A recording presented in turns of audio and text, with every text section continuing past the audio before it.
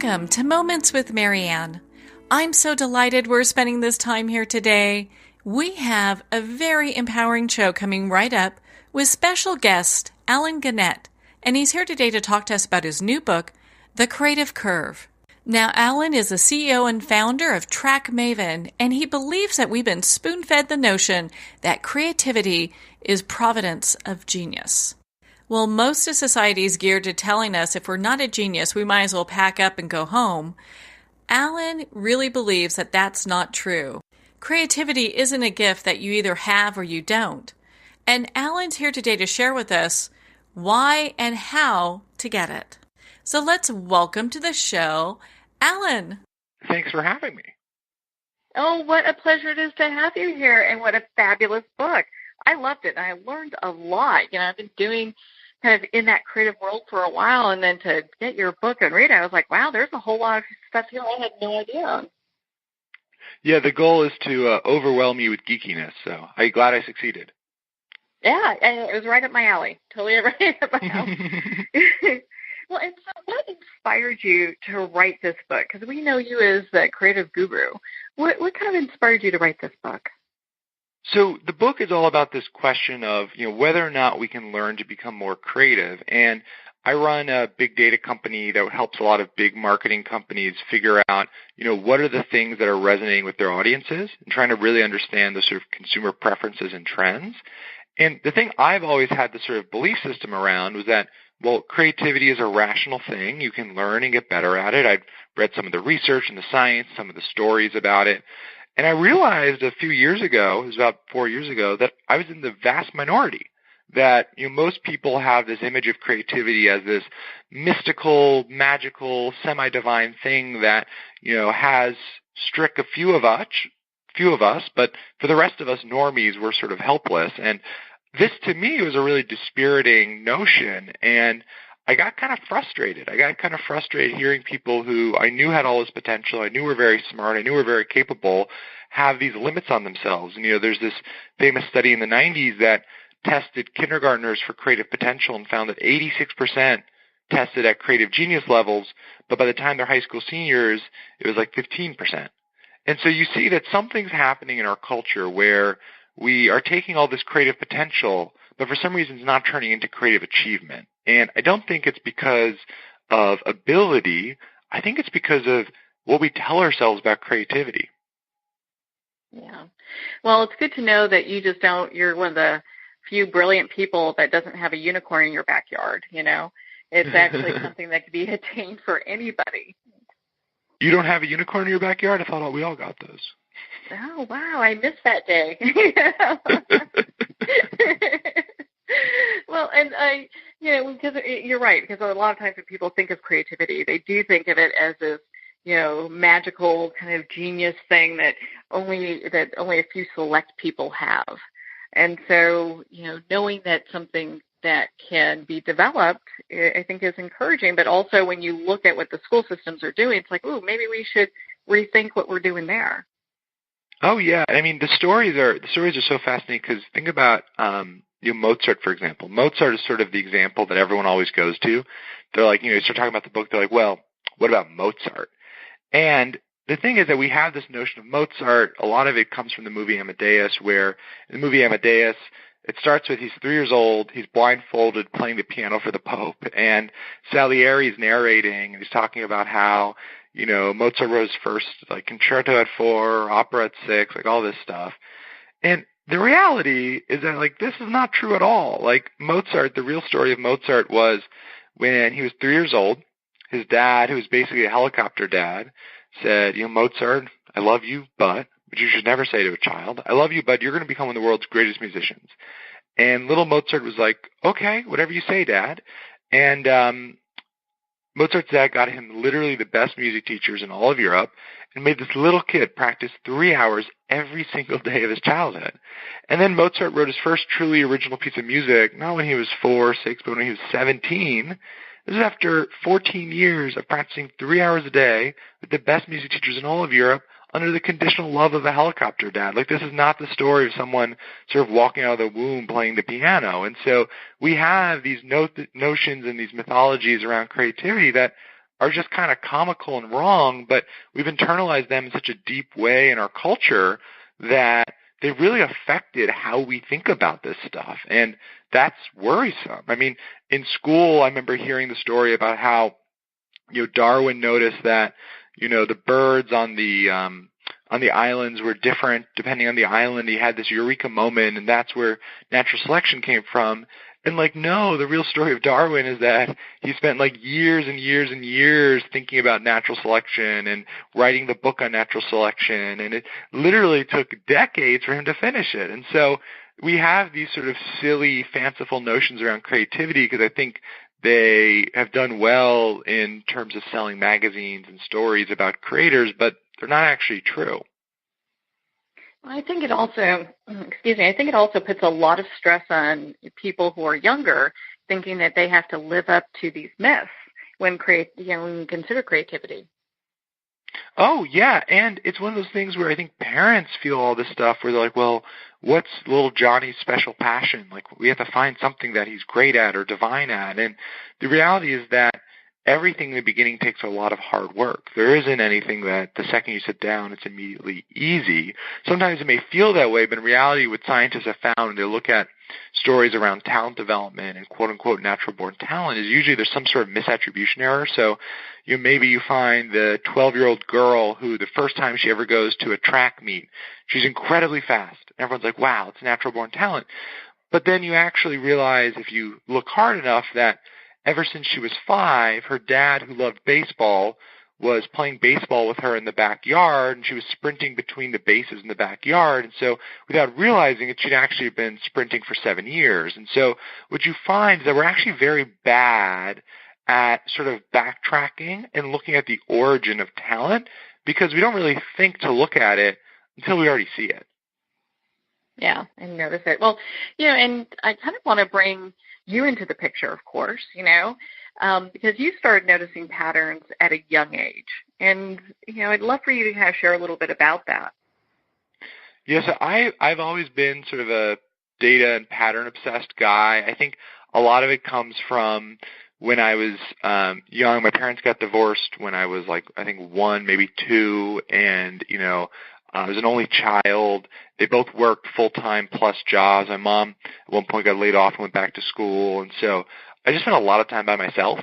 And I found that the result was I was constantly thinking about how to amuse myself. And one of the things I sort of fell into was I started always looking at patterns and trying to figure out how to reverse engineer things, whether that was a video game, which I spent way too much time on as a kid, or, when I was 18, I was a senior in high school, and I had this phase where I was like, okay, it can't be that hard to get cast on a game show.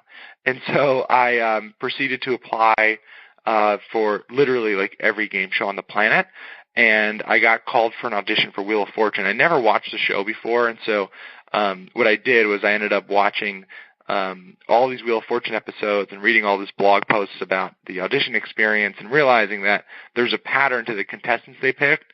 And this works, by the way, if you ever want to get cast on a game show. It's actually pretty easy. Basically, what they're looking for is people who can enunciate, people who are willing to embarrass themselves a little bit and can talk loud. I was like, I can do all 3 of those things.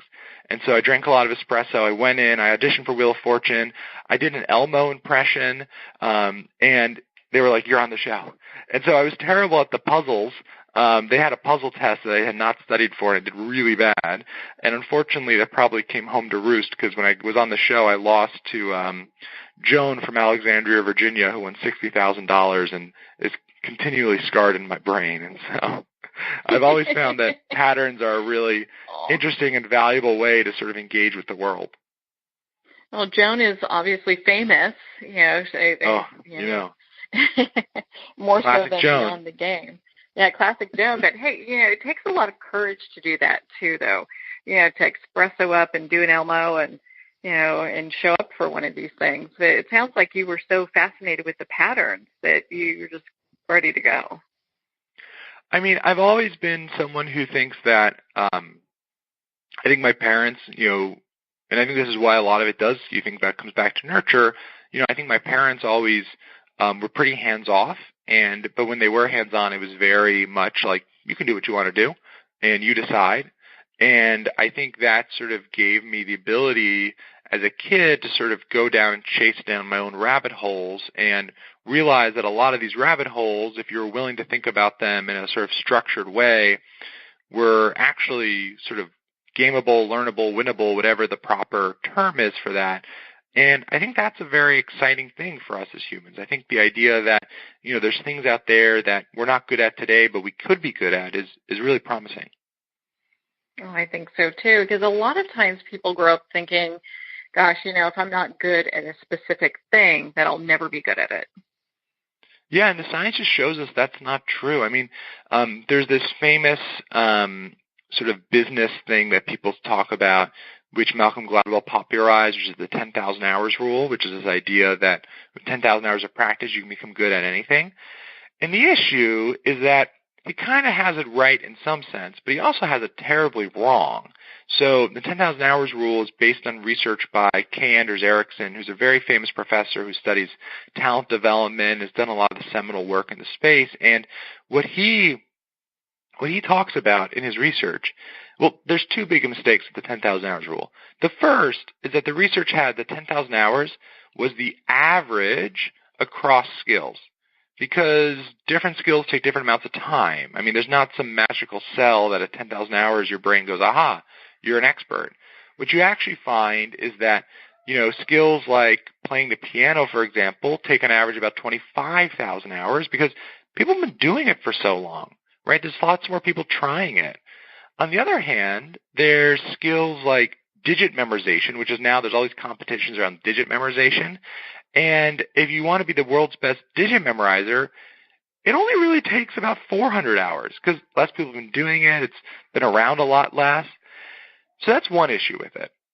But the second issue and the bigger issue with it is that Ericsson's research is not at all about practice.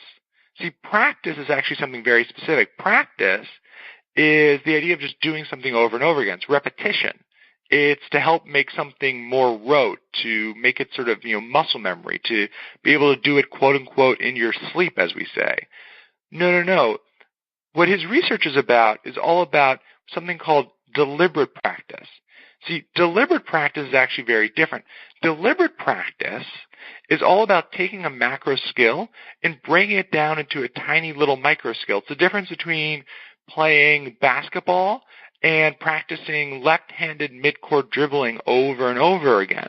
Because the point of deliberate practice is actually to keep stuff sort of front of your brain, to stay conscious about it. It's not to fall into automaticity. It's to actually be able to say, okay, what am I doing? What's working? What's not working? How do I iterate on this? It's the difference between if you're a painter practicing by, repainting the Mona Lisa versus, practicing brush pressure where you just practice brush strokes over and over again. And it turns out that, with enough deliberate practice, with enough hard, thoughtful work, we can become good at anything, but it's not just about hard work. And that's a very important distinction. I'm so glad that you took the time to explain that, because a lot of people are probably feeling pretty relieved to know that, hey, it's something I can learn. There's some differences here in regards to the time and the hours that it would take, but it's not impossible. No, it's not impossible. And, the big thing you see is that, it's not shocking to us that so many of the world's best young musicians, for example, come from upper middle class backgrounds because they have access to the resources to actually be able to engage in that deliberate practice. It's not that, it just so happens that all these upper middle class kids from suburbia are, hit with these amazing musical talents, is that they have the access to the time, the teachers, the resources to actually be able to engage in that deliberate practice. Yeah, and really decide if that's something they even enjoy or like to do. Totally. Yeah. Well, and so this kind of leads me to my next question, because you talk about divergent thinking in your book as well. And, I'd love for you to explain what that is. I mean, I think a lot of us, when we hear that, we're like, oh, the movie, or the book series. But, I'd love for you to explain what that is and the relationship, how useful that is in the relationship between intelligence and creativity. Yeah, so divergent thinking is basically creative thinking. It's the sort of academic term for it. It's connecting disparate ideas together in new and novel ways. And what's really interesting is when we study creativity in academic settings, we use divergent thinking tests as the way to measure creativity and creative potential in people. And there's actually some amazing research here. So, we think of creativity as intertwined with genius, this idea that, you have to be one of these geniuses, and the term genius comes up a lot when you talk about creativity. But the reality is that scientists, when they actually look and they actually do things like, compare IQ tests to divergent thinking tests, what they find is actually above a relatively mid-range IQ, about a 104, they actually find there's no correlation between IQ and creative potential. We actually all have the same creative potential. There's a famous study that was done by Louis Terman, who Americanized the IQ test. He was a professor at Stanford, and he brought the IQ test over from France, and he named it the Stanford Binet IQ test. And a big part of the reason why he was fascinated by IQ was that in the early 1900s, there was this perception of genius as this thing that was weird, that was something you should be worried about. And this was sort of a holdover from the late 1800s, where there was all this mad genius literature, both these sort of pop science books, but also books like the Frankenstein book, for example. And so he had this idea that what happens if you could test people for genius, and then we could see if they were normal or not.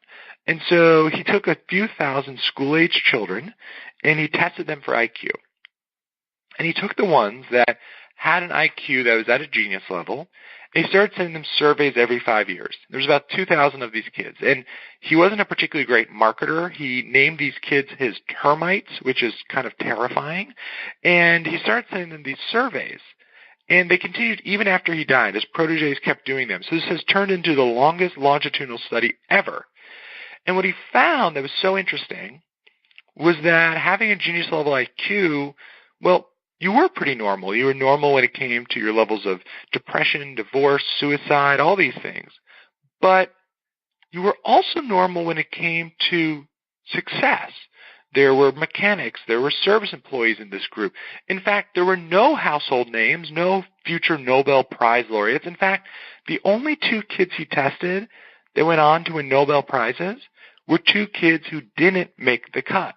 And so what you find when you actually look at the research is that IQ, genius, isn't actually related to creativity. Creativity is its own separate skill, and it happens to be one that's learnable and nurturable. Oh, that's encouraging, especially with what we're hearing in regards, the school systems are great for what they do, but at the same time, if you're looking to encourage people to be more creative, maybe there are some other things that we can consider as far as making changes in how that system runs. Totally. The school system right now, the big issue is that, you're driving kids to see the world in terms of, well, let me actually back this up for a second. I think the bigger issue is that we still designed our education system around sort of the 1960s, 70s model of careers, when we're literally entering a world where AI is going to automate lots and lots of high skill but repeatable jobs.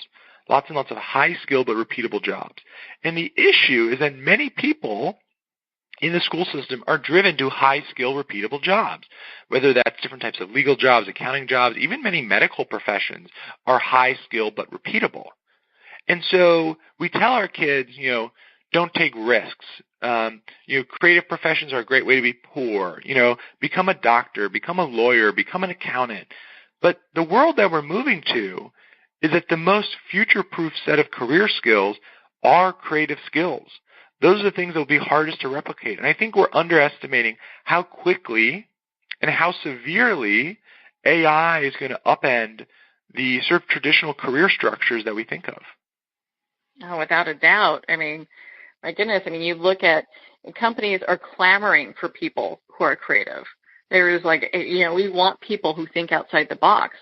And so to be able to foster education in a way that would develop that in a greater capacity, I think should be paramount. 100%. And it's something that is going to take, I think, a lot of activism from parents to really get politicians and legislators focused on it, because right now we do have a system in public education where it's about efficiency, it's about delivering results at scale, and so we drive people to sort of middle of the bell curve type things because those are relatively, in the past, good risk-reward ratios. But going forward, I think we're going to live in a culture where there's a lot more variability, and you're going to have to take higher risks if you want to continue to have, good living standards. Well, and so this kind of brings me to my next question for you, because, your book is filled with so much great information. Was there anything when you were doing your research for this that surprised you? Going, gosh, I didn't know this, because, you've got so many phenomenal stories from interviews that you've done for this book.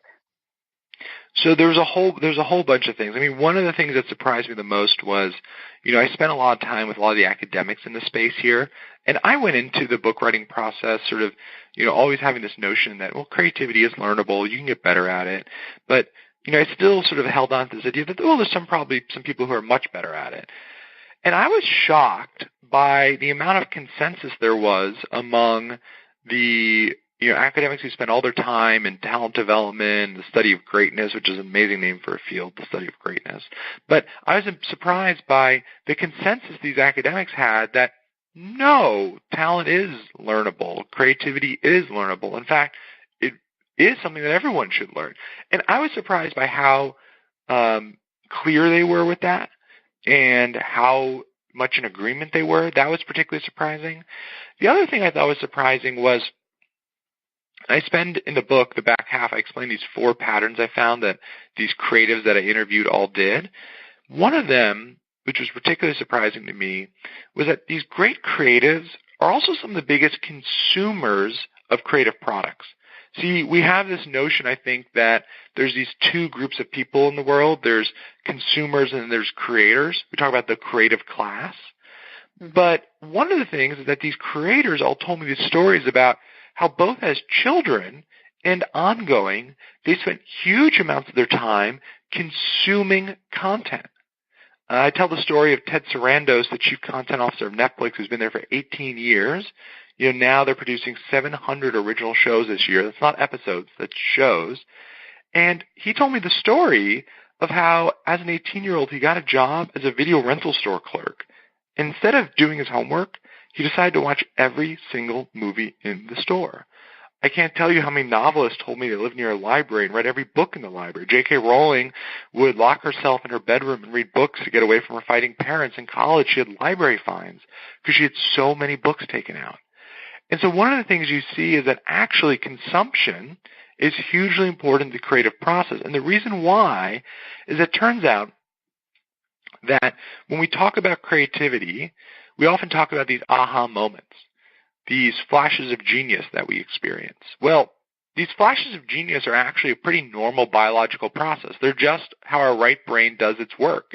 Our right brain connects more divergent ideas together, and the actual processing it does is pretty subconscious. It's not like our left brain, which you're very conscious as you're solving problems with your left brain, like a math problem, like it's very step by step. Your right brain does it all subconsciously, and only once it gets an answer does it pop into consciousness. But for your right brain to do that, it needs to have things to work on. You need to have prior knowledge. You need to have the dots if you want to connect the dots. You need to have electricity if you want to have light bulb moments. And so you find that consumption is actually hugely important to creativity because it gives these people the fuel for their creative thoughts, for them to actually use, to connect, to remix, to think about. And so consumption is one of the things that surprised me so much because I think it's so antithetical to our notions around creators. One of the topics you talk about, imitation, was one that, while I could see it, it kind of surprised me as well. I'm like, oh, okay, because you do see where people take something and make it better, or take something and kind of branch off in another direction with a product. So it was really interesting to see how that correlates as well. Yeah, so one of the things when we talk about creativity is we often talk about how much of it is focused on novelty. and newness. We use the word innovation almost synonymous with creativity. But the issue is that creativity is actually not just about newness. Creativity is about creating things that are both new and valuable. You actually wouldn't like things that are radically new. If someone made a movie that was 30 hours long and didn't have a protagonist, you'd probably be like, oh, this is kind of weird. I don't really like this. And so it turns out that when scientists actually look at consumer preference and consumer taste, the thing that drives us is that we both are attracted to things that are familiar, but we also pursue the novel. We like things that are familiar because they feel safe, they're not going to hurt us. We like things that are novel because they represent potential reward. And so these two things are a seeming contradiction, our pursuit of both the familiar and the novel. But the result is that for creatives, the best creatives, they understand that the best ideas have one foot in the familiar and one foot in the novel. And imitation is a way that they do this.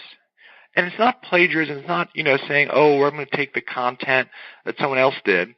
But no, it's about imitating the structure of great successful works. I mean, the first Star Wars was a Western in space, right? You see this over and over again.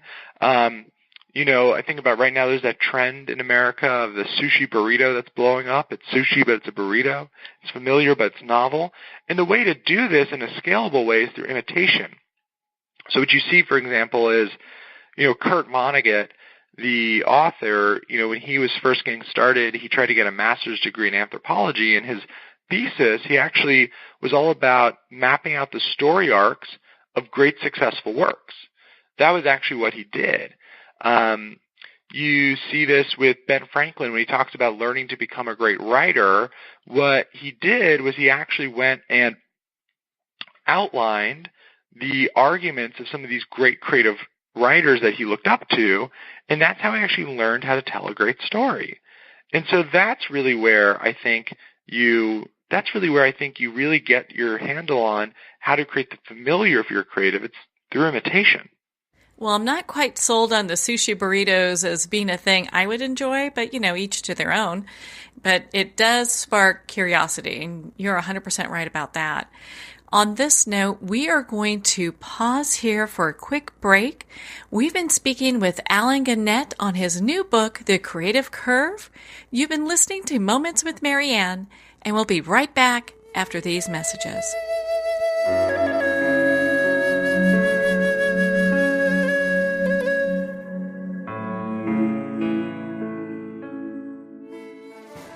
Internationally recognized and award-winning author Judy Goodman works and teaches outside the box of limited thinking. Working with people from every walk of life, her goal is to empower you to be the best you can be, no matter what the challenge is. Born with the gift of seeing beyond our normal vision, she has an extraordinary gift of working with every challenge. Teaching beyond conventional wisdom, her work is described as life-changing. Visit judygoodman.com. That's judygoodman.com.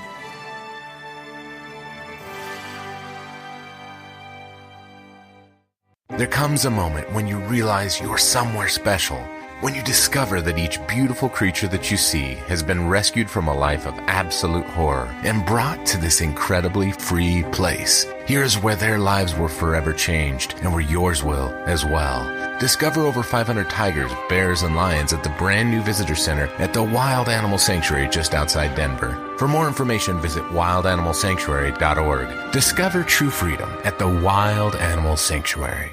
Have you ever had the sense that your thoughts might actually be doing something? Ancient secrets of manifesting have been masterfully revealed in the award-winning book Manifesting 1-2-3 by Ken Elliott. For the first time, the author's experiences and stories in this book describe exactly how your thoughts can create anything. You've been doing this all your life, but it's never been fully explained for you until now. Visit manifesting123.com for more information today. Manifesting123.com.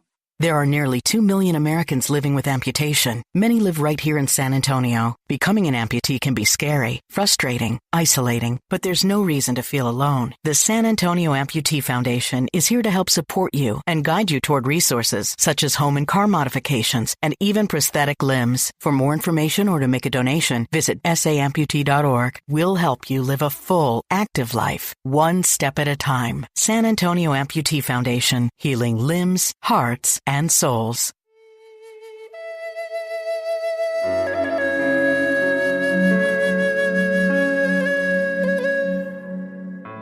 Welcome back to Moments with Marianne. We're here talking with Allen-Gannett on his new book, The Creative Curve. So, Allen, I know in your book you talk about how community is so important. Why is it so important for creatives to have a community? So, we think of creators as these solo geniuses, right? The idea of like a creator going into a cabin and, writing their great American novel. And of course, these days it's all based in Williamsburg and it's all a coming of age story. And they only come out once they write the words at the end. But the reality is that creativity is actually a very social phenomenon. And part of the reason why is that since creativity is actually about, creating stuff that people actually want, when I talk about creativity, I'm talking about uppercase C creativity, which is creating things that are both new and valuable, not lowercase c creativity, which is just creating something new. But value is a social construct, right? What we deem valuable, is only when lots of people say it's valuable, or even a small group of people say it's valuable. And so the result is that you actually have to engage a lot of other people in creativity because, you need people to experience your creativity. They need to see it. They need to learn about it. They need to talk about it. Recognition is hugely important for creativity. So, for example, you see that the best creators often are associated with what I call prominent promoters, where they have people who already have reputation, who already have credibility, who sort of lend them their credibility, lend them their reputation, who tell them, you see this with musicians, with opening acts, right?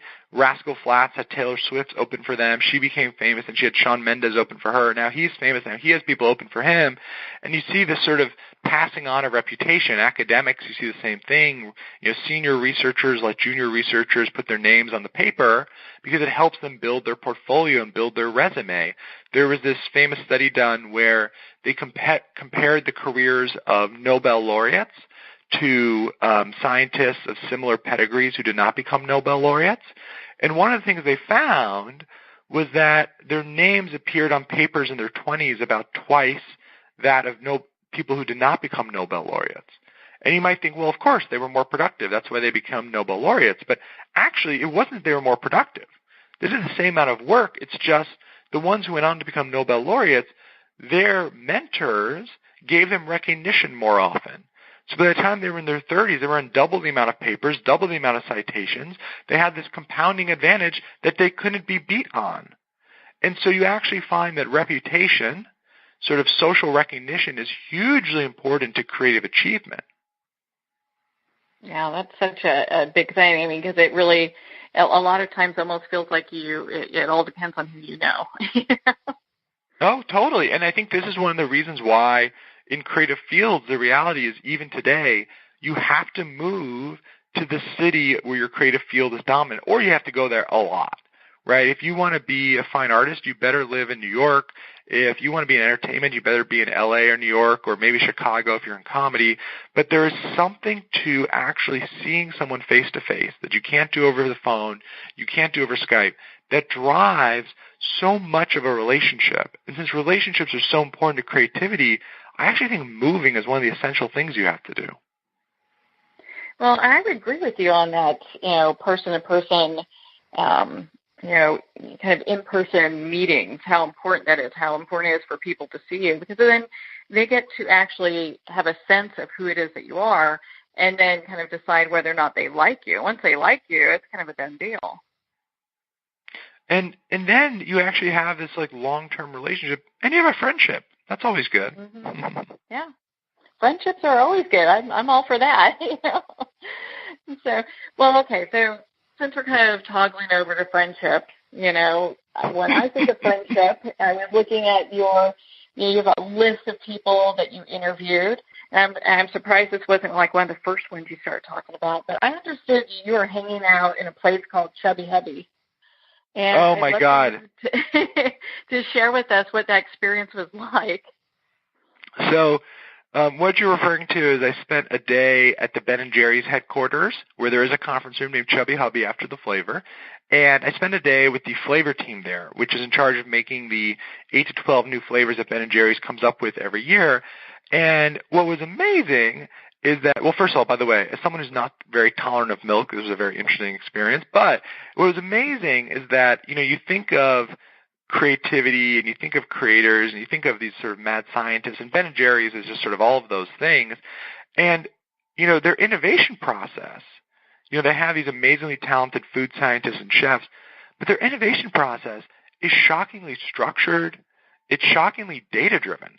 One of the things that they do is that every year they spend all of this time literally consuming information about food trends. Like they go to restaurants and eat, they go to new bars, they will travel on these trips called trend treks where they go and try different cities to see, what is the interesting food ideas that are percolating in that city. And they do all of this research for a year. And every year their innovation process starts where they come up with a list of 200 ideas of flavors that they think may work. And the first thing they do is they don't start making ice cream. They actually start by sending out an email survey. They send out a survey to their customers, and they ask customers 2 questions about each flavor idea. 1, how likely are you to buy it? And 2, how unique is it? Which is basically how familiar is it and how novel is it? Because if they just ask, well, how likely are you to buy it? Well, we'd end up with all these overly familiar flavors. The entire line of Ben & Jerry's would be salted caramel brownie cookie crunch. So the reason why Ben & Jerry's has done such a good job at staying relevant is that they've been able to balance familiarity and novelty in their innovation process in a structured way. Because from that survey, that's how they actually winnow down their list to 15 ideas that they actually create samples of. So the first step in this culinary process isn't actually creating something, it's actually listening. And I think that's one of the things you see among these great creators is that listening is hugely important to their process. Well, you can easily see that they're doing pretty well, because even though if it was just like caramel crunch, whatever, people love that, but they do come out with some pretty amazing things, and I would guess that most of them are pretty successful based off on the research that they're doing. Yeah, what's interesting is that even with all that research, they still have failures, but what they do is they keep listening to their audience. So their failures are relatively short. They actually have a call center team, and they call it it's part of the consumer insights team, and one of the roles of the call center team is to listen. Like when a new flavor comes out, do people actually like it? Or did something go wrong that we couldn't have foreseen the research? So for example, if you've ever had at the movies, if you ever mixed M&Ms and popcorn, it's amazing.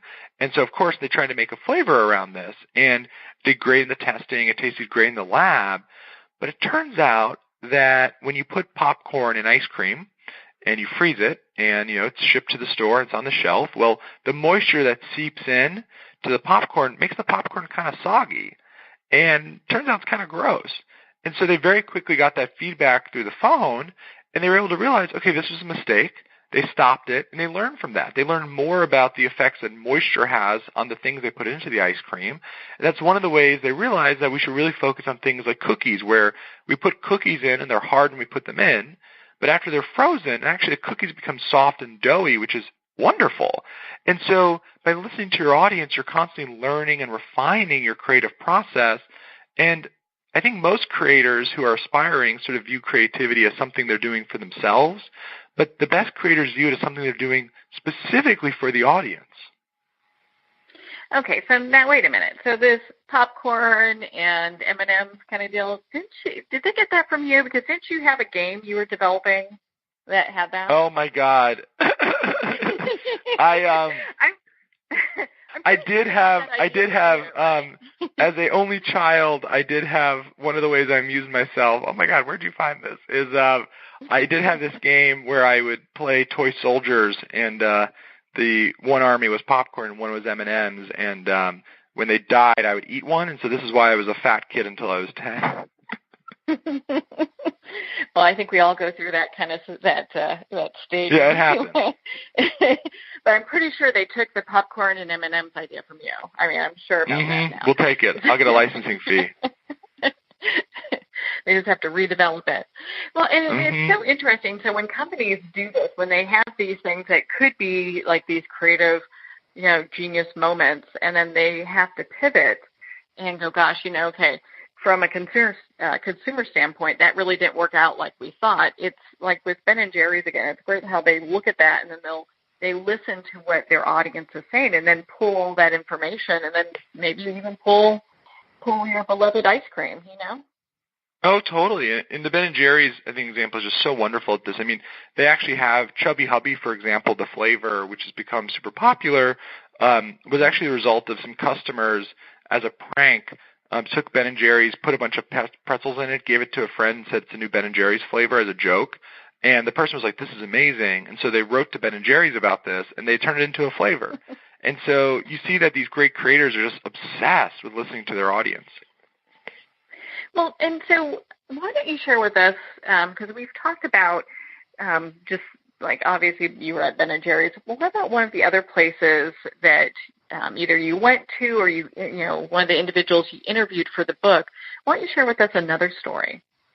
Well, one of the people I interviewed I thought was really fascinating was David Rubenstein. He's a billionaire. He's the co-founder of the Carlyle Group, sort of one of the godfathers of the private equity industry, which I do think of as creative because they're constantly trying to find new deals, new innovations, new things that are novel and valuable. And, he's also a huge philanthropist. So he was the guy when there was an earthquake and the Washington Monument cracked. He's the guy who ponied up to fix it. He put his own $25 million in to fix it. He's on the board of Smithsonian, the Kennedy Center. I think he's the chairman of both right now. Like the guy's just incredible. The top of his career. He's late 60s. And when I went to interview him, well, first of all, I just cold emailed him. I just sent him an email, and he's incredibly nice, incredibly responsive. He said, "Sure, let's come get tea." And so we went and got tea, and he's a recognizable character. People know who he is. And, people will come up and say hi. And I was shocked by how nice he was, but also how curious he was. This is one of the things I found is that these great creatives who have these long careers, they actually were very, very focused on learning from everyone. Not just people who are maybe at their level, but, a lot of times young people, right? He started asking me a bunch of questions, right? They're constantly trying to vacuum up all this knowledge because it's part of how they stay fresh and relevant. They realize that they just can't keep doing the old familiar ways. It's about, again, that blend of the familiar and the novel. And so that was one of those things that was really sort of eye-opening for me, was seeing this billionaire asking other people questions, asking me questions, being incredibly courteous and nice. And there's a guy who, has enough money that he doesn't have to be any of those things. But he realizes that curiosity is such a huge part of what's driven him to success, and he loves it, and he wants to keep doing it. It's always so nice when you meet people that, that go out of their way to be kind and nice, because, a lot of times we see such bad examples of people who maybe do have exceeding means and aren't really holding up that kind of a standard. Totally. And I mean, the reality is that, we have to, if we want to, build our careers, we have to be very long-term oriented. And it's both in a long-term orientation towards learning and curiosity, but also a long-term orientation how to treat people. Like, I didn't really mention this in the book, but one thing I thought was so interesting was, these people who are really successful also are most of them are very nice. They're pleasant, they're charming, they're affable, they remember things, they're accessible. And, I don't think that was a selection bias issue just because of how I went about finding people, And so you see that these people who are at the top of their craft, they typically took a very long-term approach to how they interacted with the world. They weren't jerks. I think you're seeing right now in even at the Me Too movement, you're seeing that a lot of people, when they're jerks, it eventually comes home to roost. And so I think you can be belligerent. I think you can be a bad person. And I think you can achieve in our society, unfortunately, some level of power and influence. But I think eventually it comes back to haunt you. I do think we have, overall these days, sort of a long arc towards justice in careers. And so I think if you want to be a top achiever, it's very important to treat people with dignity and respect. I would agree with you on that, and that kind of just goes back into what you discussed in your book about community. Obviously these people who are highly successful and highly creative, one of the things that they've been able to figure out is that a lot of times they can't do it on their own. They need to have a community of people that are backing them and working with them. And a lot of times the way to do that is by, being able to communicate with people in such a way that makes them want to be part of something bigger. Totally. And the community aspect is also interesting because you see this with a lot of these people. We think of these, I call it the frontman effect, where we have one name on the book cover. We think about J.K. Rowling. We think about, even with my book, it's like my name's on the book cover. But when you write a book, you have all these people involved. You have an agent, a publisher, an editor, a copy editor, a proofreader, research assistants, feedback readers, all these people. And so creativity inherently takes a village. And if you're not very good at meeting people in the village, you're going to struggle.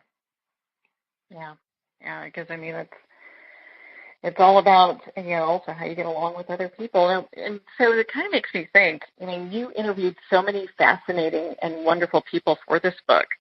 Were there interviews that, because I can just imagine that this book was probably because with all books, a lot of times we make them a little bit bigger, and then through the editing process, there are some things that have to be taken out. Were there any interviews that you did that didn't quite make it to the book, just out of pure space? Oh yeah, totally.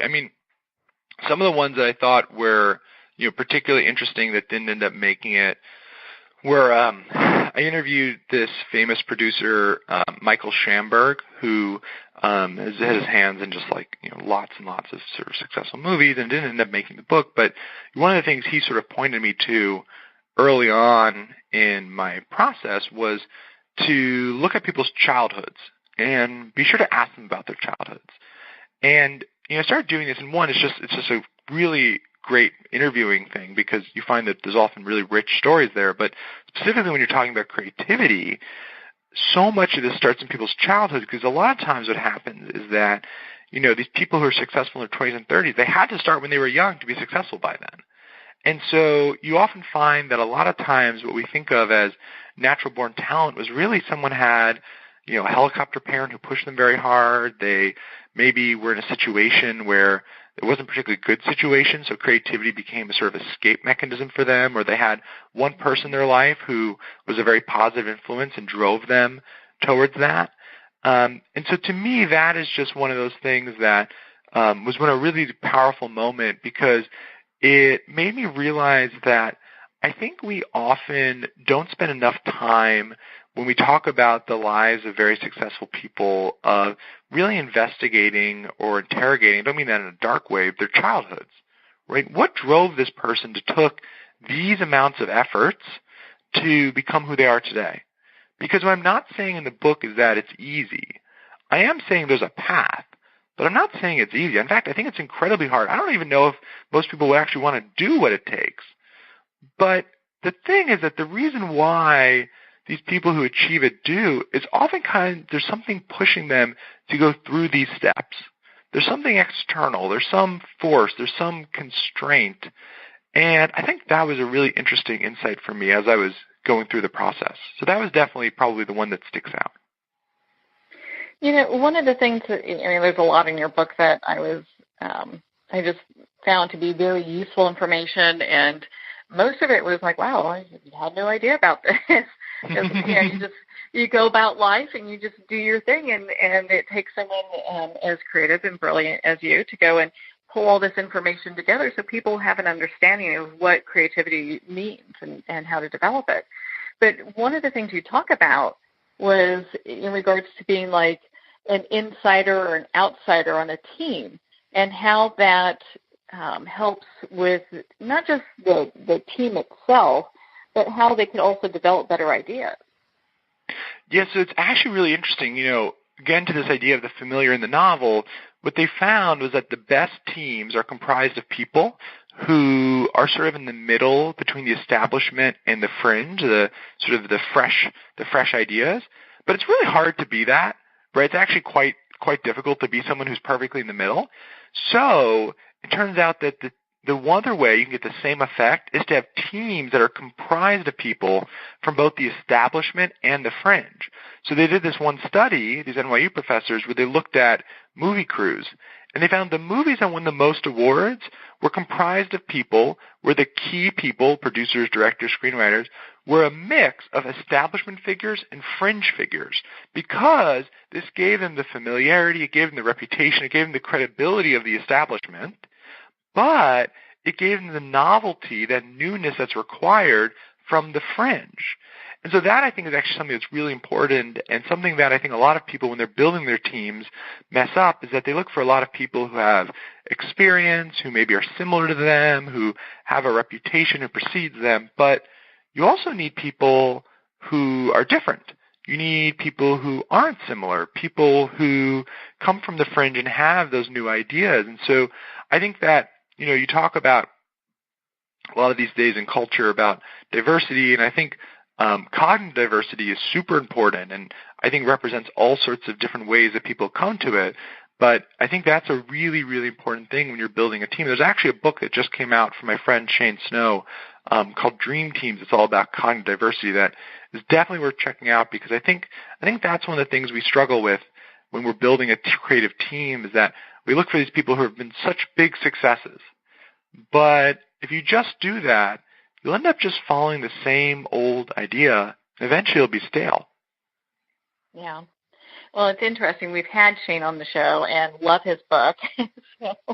Love Shane. I didn't know that. He's great.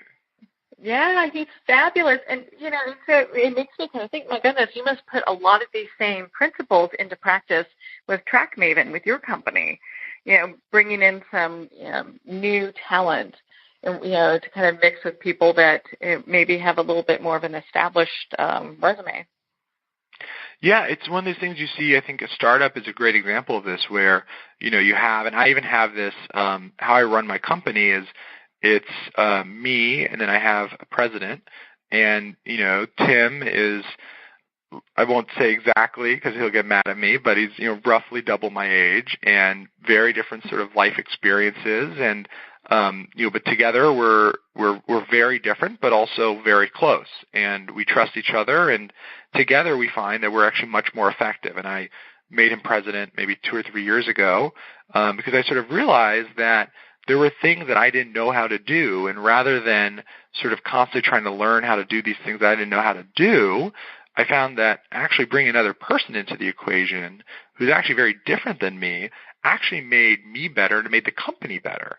And so I think you find that a lot of times the best collaboration is not with people who are similar to you, but actually people who are different than you. I'm all for that, because, my goodness, they show up with, better ideas, better ways to do things. If you try to do everything yourself, it's kind of a, jack of all trades and master of none. Exactly. Specialization is actually really important when it comes to doing anything creative, whether it's art or startups or anything. Well, I think we have enough time for one more thing. I know you talk about scrambled eggs and Paul McCartney, and I'd love for you to share that story with us, because you hear this and you're like, how does that even have a connection? That makes no sense whatsoever. So Paul McCartney has the #1 record for #1 singles, and he also wrote the #1 most recorded song of all time, Yesterday.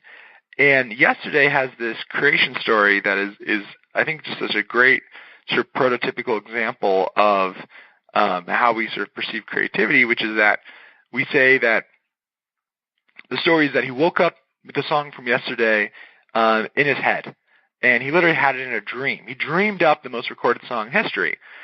And, of course, like most things when it comes to creativity and creativity mythology, it's myth. It's made up. The real story is that he dreamed up 6 notes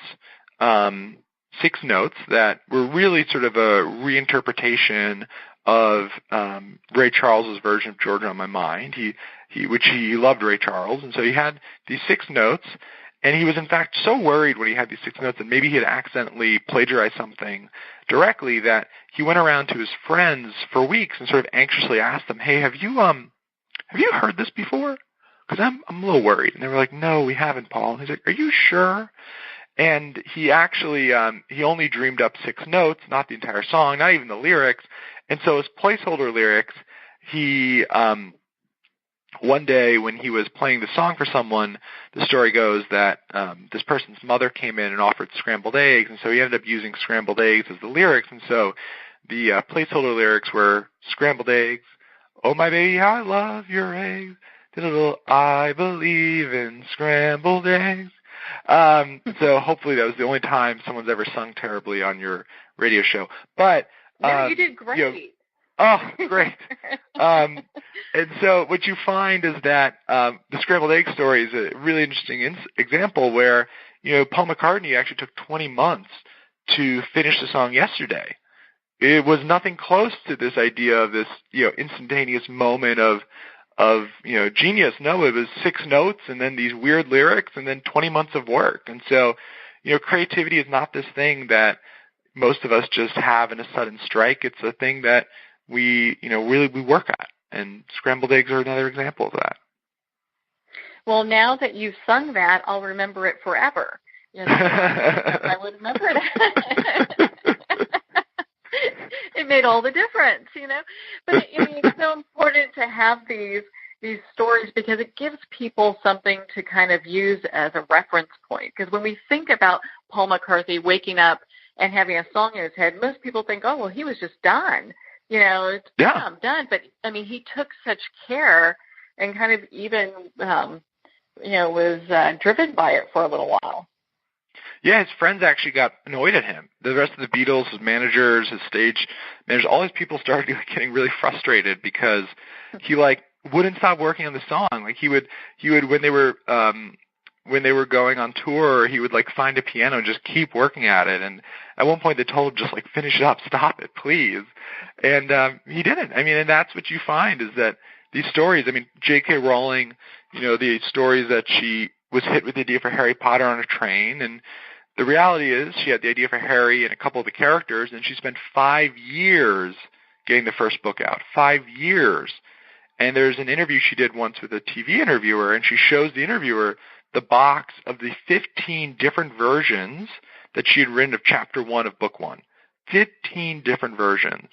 And so I think we like to sort of grasp on to these stories, but they're not reality, and I think they do us a disservice by making it seem like, well, for some people it's easy, and, I should just wait until something's easy for me, or otherwise just assume I'm never going to get there, because that's not true.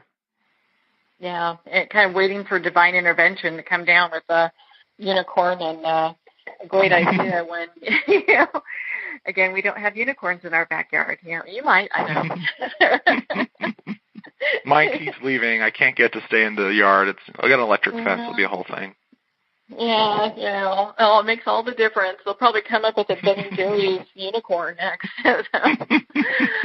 Oh, well, Alan, goodness, it's such a joy to spend this time with you. You really know this inside out. Where can people connect with you and be part of your community? So the book's website is thecreativecurve.com. And if you also, when you're there, you can see a very silly book trailer that involves my adorable 4-year-old corgi.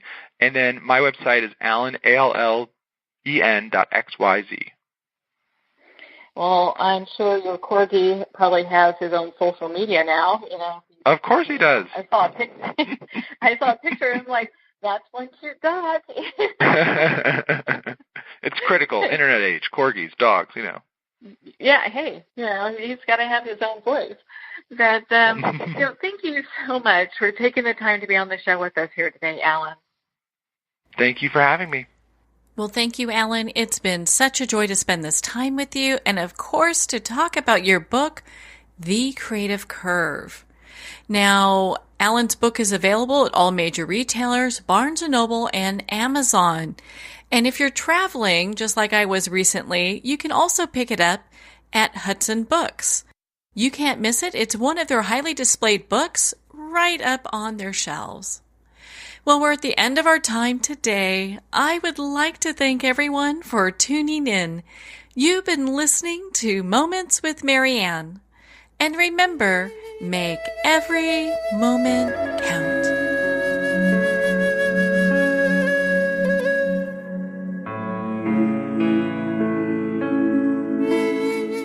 In a single moment, your life can change. Moments with Marianne is a transformative hour that covers an endless array of topics with the best of the best. Her guests are leaders in their fields, ranging from inspirational authors, top industry leaders, and business and spiritual entrepreneurs. Each guest is gifted and a true visionary, a recognized leader in her own work, and while teaching others to develop, refocus, and grow, Marianne will bring the best guest and sometimes a special surprise. Don't miss this. You never know just which moment will change your life forever. Moments with Marianne airs every Thursday, Friday, and Sunday at 8 p.m. Eastern, 6 p.m. Mountain Time. Make sure to tune in and visit momentswithmarianne.com for more information.